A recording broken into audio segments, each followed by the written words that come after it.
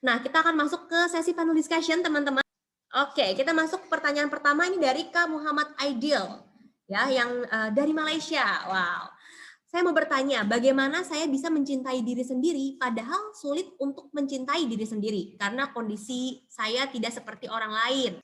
Sebenarnya basicnya menurutku sih ketika kita ingin mencintai diri sendiri, kita ibaratkan dengan kita mencintai orang lain lah. Kita mau PDKT sama orang lah ya. Ketika kita ingin PDKT sama orang, kita tentunya harus untuk mengenal orang itu terlebih dahulu ya. Tentunya mulainya dari mengenal diri dulu. Oh, apa sih yang aku suka?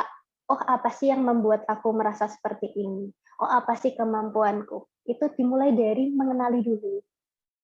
Kalau kita sudah mengenali, kita bisa menerima.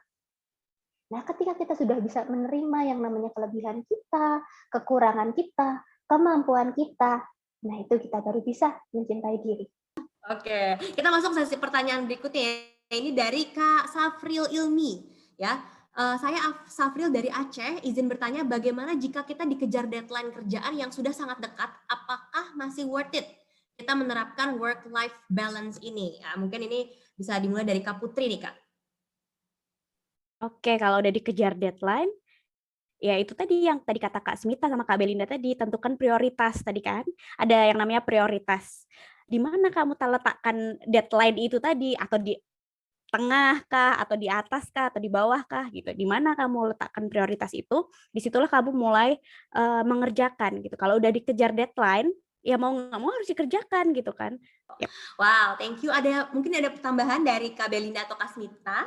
Aku mau nambahin dikit sih, mungkin ketika udah di dunia kuliah atau kerja gitu, sebenarnya kenali dulu lingkungan. Kadang kalau kita masuk ke lingkungan kerja kan ada emang lingkungan yang fast pace, dikasih hari ini, selesai besok bisa nggak gitu kan. Jadi mungkin kenali lagi dulu diri kita tuh cocoknya seperti apa, seperti yang Kak Putri bilang, deadliner atau harus nyicil. Terus nanti ketika masuk ke lingkungan kan kita bisa milih kan, kita mau masuk ke lingkungan yang mana, khususnya ketika kerja. Kalau udah tahu lingkungannya fast pace, deadliner semua pekerjaannya, project-nya, berarti kita harus menerima risiko itu gitu. Kalau kita bisa lihat ya untuk ngerjain sesuatu yang deadline itu sebenarnya bebannya bukan hanya di bagian rasional, tetapi juga di bagian emosional. Ini udah deadline nih, oke, prioritas nomor 1.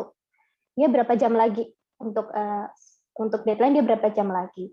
Oke, makanya tadi di sini kita tahu apa segalanya tentang diri kita, supaya kita tahu juga gitu apa self care yang bisa paling cepat gitu. Kan self care nggak cuma satu ya. Apa self care yang paling cepat yang bisa meregulasi emosi kita? Misal tarik nafas di 10 menit, kita kasih waktu kira-kira 10 menit gitu untuk meregulasi emosi kita. Oke, kita akan masuk lagi ke pertanyaan selanjutnya. Di sini ada dari Jessica Shirley ya, dari Surabaya. Wah, ini jauh-jauh ya, ada Aceh, Malaysia, Surabaya. Izin bertanya gimana caranya berhenti untuk membandingkan diri kita dengan orang lain padahal sudah coba beberapa cara. Misalnya jarang lihat sosial media, tapi masih aja nih ngerasa nggak cukup dan selalu merasa kurang. Itu balik lagi sih ke gimana kita memproses atau kita punya mindset gitu. Kadang memang ketika kita lihat orang atau kena pressure gitu ya, kadang kita terlalu fokus, "Duh gimana nih untuk ngejar hal-hal yang kita ngerasa kita tertinggal." Tapi balik lagi kayak sebenarnya salah satu bentuk self love adalah menerima diri sendiri sih. Self acceptance itu jadi salah satu hal yang penting juga ketika menghadapi masalah seperti itu. Self acceptance itu lebih ke arah kita tahu diri kita tahu kemampuan, kita menerima, terus kita tahu gimana cara nge-improve. Nah, mungkin dari Kak Putri atau Kak Smita mau ada tambahan juga? Itu nggak bisa dihindarin banget emang tapi ya mau gimana lagi, ya itu capaian mereka. Kok mereka bisa kayak gitu, kok aku enggak? Ya udah, mereka, oh ternyata mereka konsisten nih, atau oh ternyata mereka kan yang dilihat kan yang bagus-bagusnya aja ya kalau sosial media ya. Kan yang perih-perihnya, yang nangis di belakangnya kan nggak kelihatan. Jadi kita jangan ngejudge diri kayak, aduh aku nggak bisa apa-apa nih dibandingin dia. Ya nggak apa-apa, itu namanya berproses. Kita proses dewasa tuh harus melewati itu gitu. Nggak apa-apa, it's okay banget. Oke, banyak-banyak bersyukur berarti ya Kak ya. Thank you Kak Putri. Oke, kita langsung lanjut lagi ya pertanyaan selanjutnya. Semoga tadi terjawab. Ini dari Kak Hani Nur ya. Izin bertanya kepada Kak Smita. Tadi berbicara tentang cari jaringan teman buat sharing. Nah, bagaimana kalau keluarga hancur dan juga tidak punya teman karena introvert, banyak masalah ekonomi keluarga bahkan sampai pada masalah keluarga lainnya seperti pertengkaran, perselingkuhan, salah satu orang tua saat pandemi, lalu dan berdampak tidak baik terhadap pencapaian akademik maupun memburuknya kondisi psikologis. Jadi tidak terkontrol hingga melakukan self injury. Bagaimana, adakah kiat-kiat melakukan counseling online terutama pada perilaku berisiko seperti ini? Lebih ke reach out ke kalau misalnya merasa butuh bantuan tadi ya, ketika kita merasa butuh bantuan, maka langsunglah cari bantuan. Kalau nggak punya teman, kalau merasa nggak punya teman, atau keluarga hancur, atau nggak ada orang lain, maka carilah ini, karena sudah mulai banyak ya platform konseling online ya. Nah, mulailah dari situ, nanti akan mencoba untuk sorting out satu-satu ya, karena tadi kita bisa lihat kalau misalnya sebenarnya tidak hanya permasalahan secara rasional, tetapi juga permasalahan secara emosional. Oke, thank you Kak Smita. Oke, kita masuk ke pertanyaan dari Kak Farah Nur Aziza ya. Selamat siang. Ingin bertanya kepada Kak Putri, salah satu ciri kesejahteraan psikologi ialah memiliki tujuan hidup. Kita tahu apa yang harus kita lakukan, tetapi terkadang tidak konsisten dalam melakukannya. Menurut Kakak, apakah ada tips ataupun trik khusus bisa konsisten dalam mengejar tujuan hidup? Pelan-pelan, step by step gitu. Kalau nggak konsisten nggak apa-apa, itu udah pencapaian gitu loh, udah satu langkah, oke, besok enggak lagi. Terus besok, oh aku masih mau ini nih. Ya sejauh mana kita menginginkan tujuan itu gitu. Sejauh mana kita pengen banget sama dia gitu kan. Kayak kalau kita pengen banget, kayak pengen goals-nya iPhone 12 gitu. Ya udah, gimana caranya sehari nabung 20.000, itu kan konsisten gitu kan. Gimana biar konsisten ya itu tadi kita harus inget, oh aku pengennya iPhone 12 gitu. Jadi tips and triknya ya kita harus melihat tujuan itu sejelas mungkin, sejauh mana kita menginginkan itu gitu. Oke, kita lanjut lagi ini pertanyaan dari Kak Pramadan Yuda ya. Ini untuk Kak Belinda. Izin bertanya seputar work-life balance, keseimbangan antara kehidupan dan pekerjaan. Pekerjaan erat katanya dengan deadline. Kadangkala jika kita terlalu santai dan seadanya tanpa manajemen waktu, justru deadline tugas menjadi carut-marut dan banyak pekerjaan yang nggak tuntas. Sebaliknya, jika kita membuat planning terstruktur, jangka pendek ataupun jangka panjang, kita jadi nggak enjoy dan nyaman dan nggak nyaman juga saat menjalankannya. Bahkan bisa stres jika ada planning yang nggak terpenuhi. Padahal planning sudah dibuat sefleksibel mungkin dengan prioritas dan lain-lain. Lalu apa yang bisa kita lakukan ya Kak untuk mengatasi persoalan tersebut? Kalau untuk jawab pertanyaan ini benar-benar pendapat pribadiku gitu ya. Aku tuh selalu punya prinsip namanya Amat Victoria Curam. Jadi Amat Victoria Curam itu tuh kayak prinsip Yunani gitu. Intinya adalah kalau kita mau mencapai kemenangan atau mencapai target, itu harus ada preparation-nya. Nah, preparation-nya ini, itu teman-teman bisa milih. Preparation-nya mau yang tadi, mau yang sangat terstruktur, bikin planning, bahkan planning mikro, meso, makro, 5 tahun ke depan, segala macam, atau yang memang kalau tipe teman-teman adalah, ya udah, sejalannya aja gitu, gak usah pakai planning, sejalannya aja gue akan ngerjain hal-hal yang emang gue harus kerjain saat itu.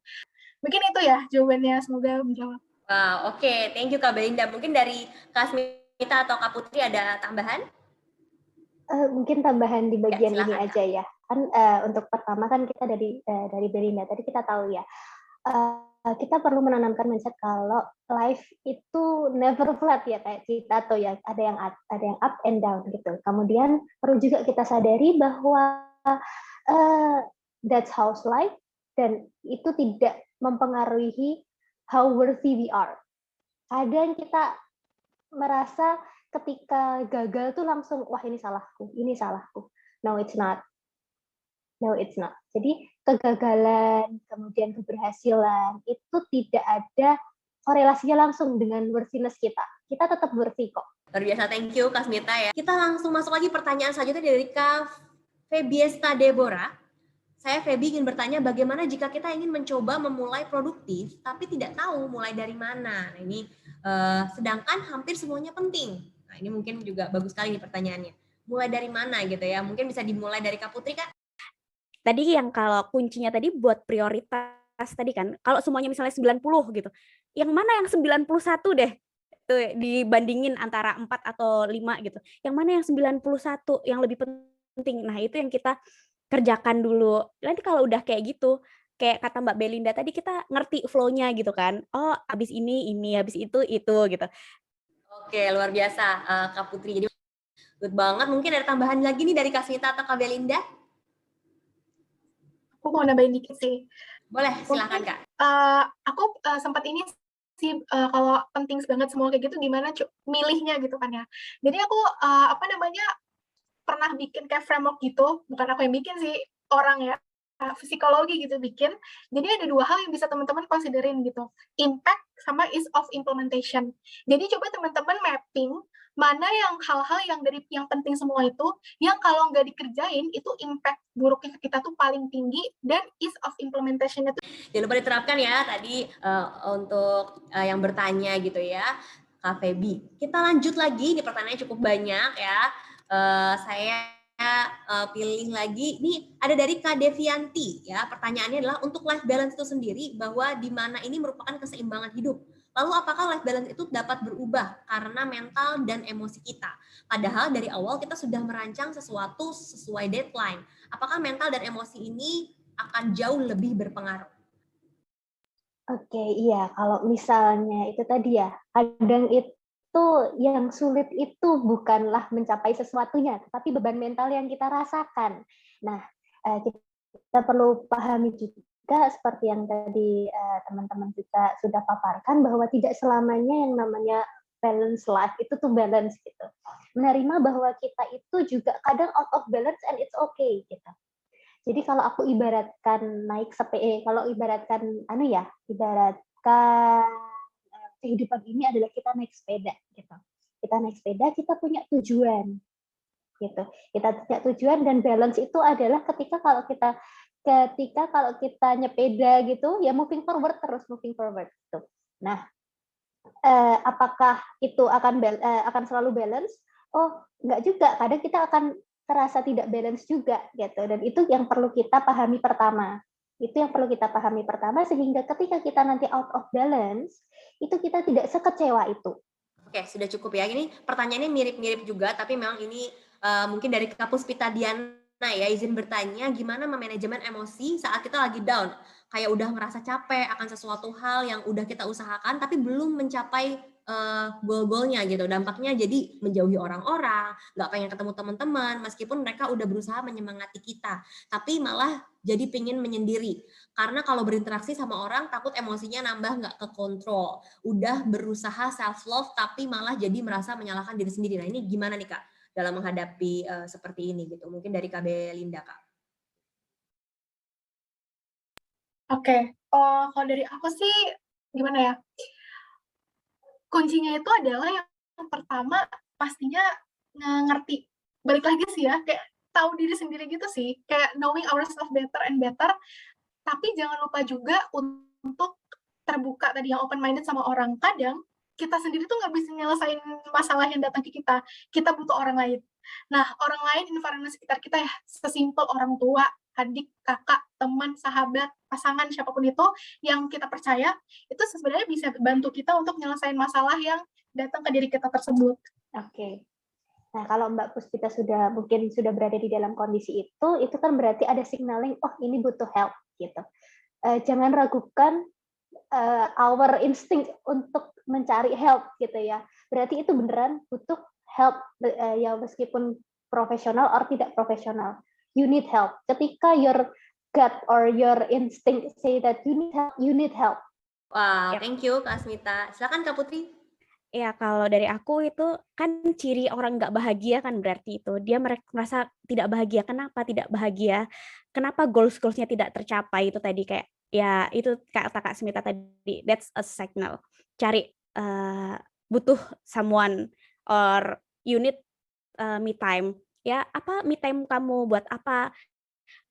Mulai restart lagi dari awal. Kenapa gitu? You need to understand yourself. Kalau kamu misalnya benar-benar kayak aku nggak mau ketemu orang, aku nggak mau apa. Sekarang banyak platform yang bisa lewat chat gitu kan, yang asking for professional help gitu. Lewat chat pun bisa. Jadi itu udah sinyal, benar kata Kasmita itu, ya udah, kenapa kamu nggak bahagia itu, udah sesimpel itu, kok kamu bisa nggak bahagia gitu, why, tuh, itu sih. Wow. Oke, cari apa yang bikin kita bahagia. Thank you banget untuk para panelis ya. Ada Kasmita, Kak Putri, Kak Belinda buat sharingnya. Insight-nya sangat bermanfaat gitu ya untuk kita semua. Thank you banget. Terima kasih juga kepada media partner keren. Hari ini ada informasi webinar, Light Pillar, dan juga Tauce. Dan sponsor kami yaitu Spirit Psychological Center yang telah mensupport acara kami pada hari ini ya. Juga thank you pada teman-teman semuanya, Bapak Ibu, seluruh peserta yang sudah ikut webinar hari ini. Mohon maaf apabila dari kami ada salah-salah kata ataupun ada kesalahan teknis lainnya. Berharap semoga webinar hari ini bisa bermanfaat bagi kita semua. Terima kasih dan sampai jumpa di webinar keren lainnya. Dan tentunya jangan lupa untuk follow Instagram Keren di @kerenindonesia dan juga Facebooknya di Keren Entertainment Indonesia. Thank you, stay safe, see you, and bye-bye.